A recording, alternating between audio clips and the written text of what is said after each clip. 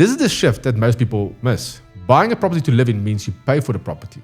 Buying a property to rent to someone else means someone else pays for the property that you own. In simple terms, one property makes you money, and other terms, the property takes money out of your pocket.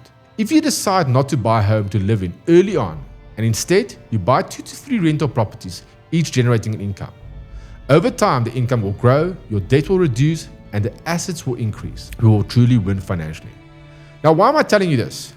If you are still in internship, community service, or even early in private practice, it most likely means that you are still figuring out your life. For example, you're figuring out where do you want to live, what province do you want to stay in, where your kids want to go to school, where do you want to open your practice. There's a lot of things that's still uncertain at this stage of your career.